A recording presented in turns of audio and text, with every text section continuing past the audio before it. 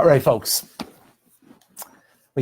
We conclude today chapter 26. Chapter 26, speaking about sadness, being down. Yesterday we spoke about being down, being down because of a curveball that is thrown our way, with difficulties in health, difficulty in livelihood, things that are related to family issues, that we're having difficulties and challenges. Today, we speak about difficulties on a personal level, spiritually. We feel spiritually saddened because of our failings, which on one hand sounds like a very good idea, that if we do have failings, and well, speak for myself, and I'm sure everybody can speak for themselves, that we all have some kind of failings in the matter of spirit that can bring us down. The Alter Rebbe says, well, we must free ourselves from that feeling of sadness, because when it comes to serving God, especially if you're doing a mitzvah, that it needs to be with gladness of heart. You need to be joyful, as we have explained previously. Joy is the attitude, is the temperament, is the attitude. Joy is not a feeling. It's just the state of mind, state of being that we need to generally be in, because then when we have joy, we have alacrity, we have swiftness, we are able to deal with life's challenges. Sadness, even when it comes to heavenly matters, even comes to matters of the spirit and of our failings, it's going to bring us down, and therefore we need to get rid of it. Even when it's coming in the time of business or mundane activity, we also need to get rid of it. And the Alter Rebbe explains something very interesting. If it was genuine sadness, it would come at a time where your heart is attuned to self-appraisal, looking at yourself. But it's coming in the middle of the day, a thought comes, I'm really not what I should be. That's not coming from a genuine place. Because if it was genuine, it would be coming at a time where the feelings are, where you're attuned to those feelings during prayer. Another time where you're kind of already looking inwards, but just in the middle of the day, you're dealing with some things of your life, and the feeling comes. The Alter Rebbe says that's actually the evil inclination coming to you, and the reason why it's doing that, you might think as well, what do you mean? I'm dealing with my shortcomings, my failings. It's the evil inclination, Yetzer Hara, that's coming to us to try to bring us down a slippery slope. What does that mean? We cannot, as human beings, live with a feeling of being down on ourselves, about ourselves. We need to feel good about ourselves. So we need to feel gratified about ourselves. So what happens when that thought comes in, again, during just regular daily activity, like at work, which maybe some of you are at right now, and you're feeling your shortcomings, again, not when your heart would be more attuned to it, like during prayer or Hasidic melody, that you're being more introspective. It's not a moment of introspection, so it's just coming like that out of nowhere. It's not genuine, and therefore get rid of it, because what it's trying to do is get you down a slippery slope, because you will not what's the word? Since it's not genuine, it's just trying to get you down. So what it's going to do is trying to bring you to some gratification. Think about it, folks. What happens when you get this feeling of feeling lousy about yourself? Well, what do you want to do? You want to feel good about yourself. What do? Well, you go to the fridge and you look for comfort food, hence the name, to make me feel comfortable about myself. Or you're going to go watch a sitcom so you could laugh and therefore, not feel down on yourself because, Oh, did I do that stupid thing? Did I say this wrong thing? That I'm really a spiritual failure, or in some areas a spiritual failure, whatever. Again, get rid of that notion, because it's just it's just the negative side in you trying to bring you down a slippery slope. It's bad enough that you feel bad. It's not. It doesn't want you to feel bad about yourself, because you can't stay in that place. We need to feel a pleasure in ourselves and feel good about ourselves.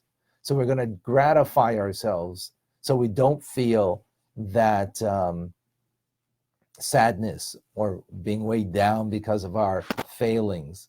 And then again, comfort food and watching a sitcom just so we can feel good about ourselves. So what do you got to do then? What do you have to do? Put aside that feeling and say, you know what, I'm going to deal with it at an appropriate time. Maybe when I'm praying, maybe when a time that I'm going to look inwards, inside, and when I can have a proper time to use my mind in a calmness, because I'm going to deal with it at a time where my mind is calm. My mind isn't calm when it just jumps into my head in the middle of the day, this overwhelming feeling of down on myself. Deal with it at a calm moment, maybe before you go to sleep, or maybe whatever, a time of prayer that you kind of focus inwards and become introspective. And then you could own your failings, deal with it, and truly and genuinely feel not sad, but bitter, which is a concept we'll get into in the next chapter, more what that means. But it means a true remorse as opposed to depression or sadness, rather. And because being bitter about your negativity or your failings is a vehicle for change. And through the remorse and sorrow that you have, done. Now you have to know that God has accepted that. He has accepted, he pardons you. And you have to have perfect faith that once you've dealt with it properly, that God pardons you. What comes after that pardon? Greater joy.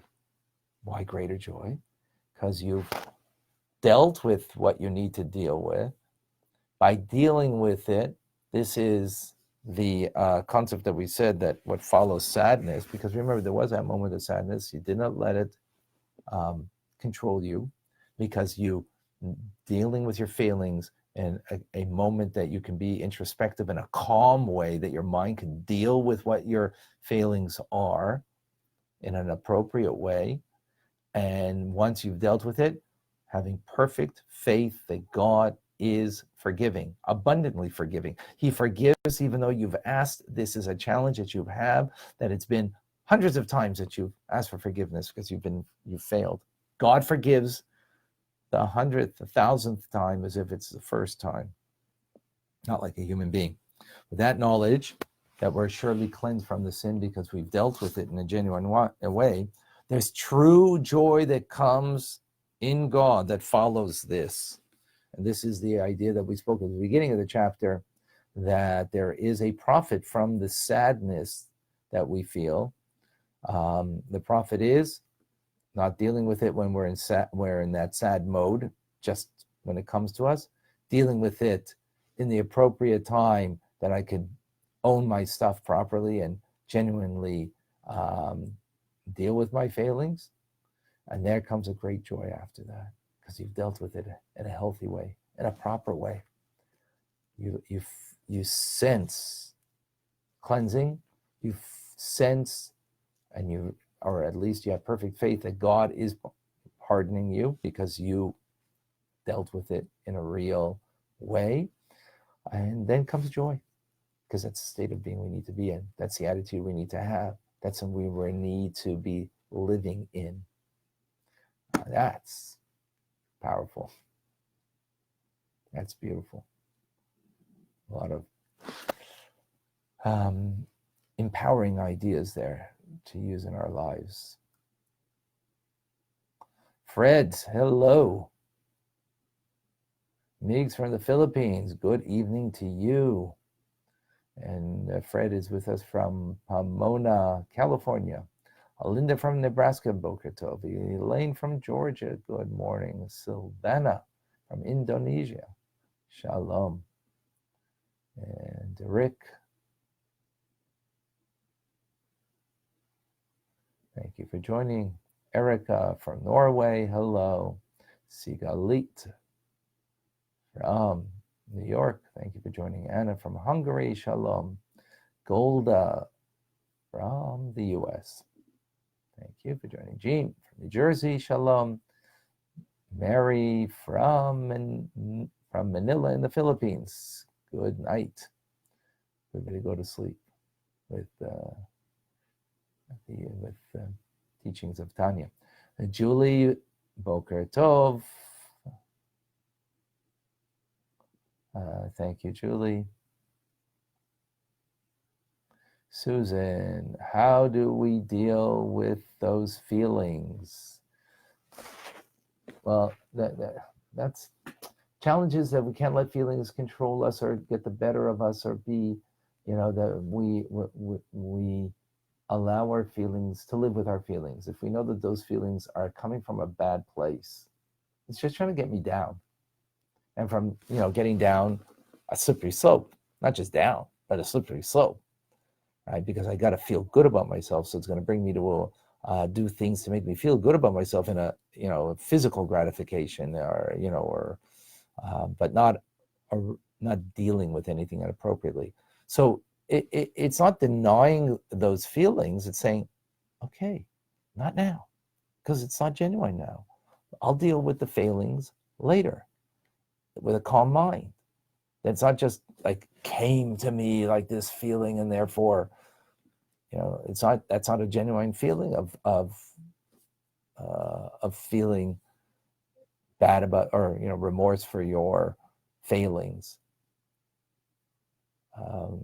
It's a powerful idea that you could put that aside and deal with it, a calm mind, whenever you can find that space in your mind, in your heart, to deal with it.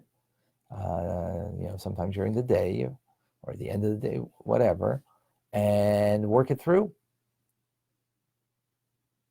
Have genuine, remorse for what we need to have remorse for, and know that afterwards God is forgiving. Now, of course, if there's something between you and another human being, so you've got to engage that human being also. That's not what the Alter Rebbe, the point of the Alter Rebbe wants to bring over here is that when we have feelings of anxiety, we have feelings of being less than, we have to be careful that that's not coming from a good place. Put it aside, deal with that, those shortcomings in a healthy headspace. Then you can truly own it, deal with it. And as the point over here is that we come back to a place of joy. We're not left to be in a place of an anxiety or feeling our failings, but bringing us to a place where we're going to have joy. Because without joy, we cannot deal with our day properly.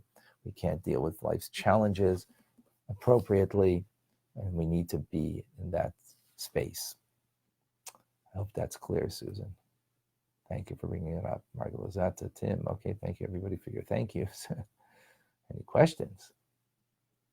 Yeah, and from Arkansas, Catherine from Orange Beach, Alabama, Batya from Montreal.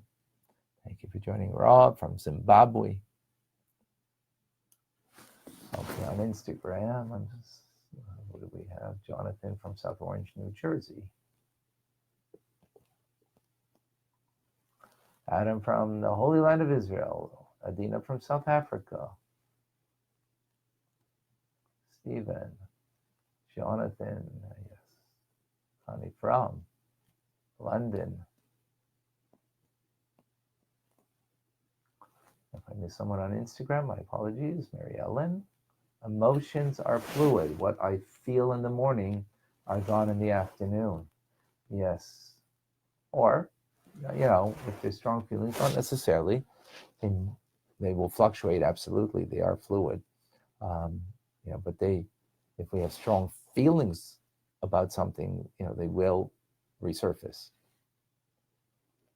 Valentin from Argentina. Okay, folks, a reminder that you can catch the 1-minute synopsis of what we just learned on Tanya Rabbi, on Instagram, LinkedIn, on Twitter. Please join us there. And Angelina, thank you for joining from South Texas. Good morning. I'm Rabbi Ronnie Fine, coming to you from Chabad Zichron Kadesh in Montreal, Canada. It's a privilege and a pleasure to share with you the Tanya. Before I sign off, sorry, forgot. Today is Chav Bei Shvat, the 22nd day of the month of Shvat. Today, our Rebbitzin Chaya Mushka, the Rebbe's wife, the daughter of the 6th Lubavitcher Rebbe, the previous Rebbe, passed away on this day in 1988.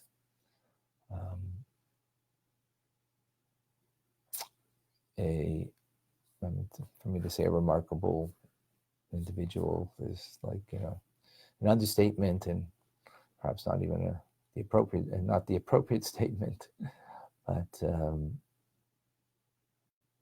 she was the Rebbe's one chassid, and just a brief story that the Rebbe said about her.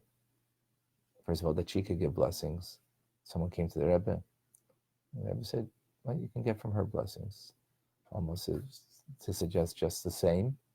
And secondly, that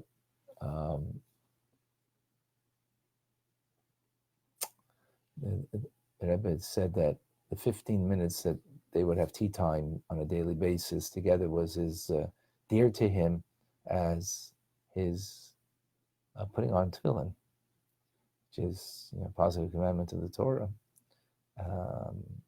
and was special. That just brought out the very deep closeness and importance and the value of the connection that husband and wife have. Even when you're speaking about someone like a Rebbe, sometimes you sense and feel that they're bigger than life, greater than the regular individual. But no, there's an importance and a great value in the time that they spend together, just drinking tea and talking, and connecting. Just to share a thought about the Rebbe and Rebbitzin. So for her neshama, we should do an extra mitzvah today and say chapter 119, which is her chapter of Tehillim, Psalms.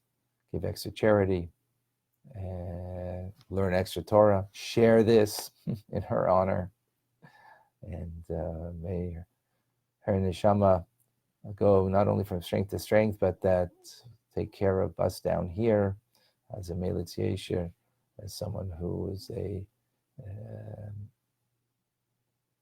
bringing in a good word for us on high.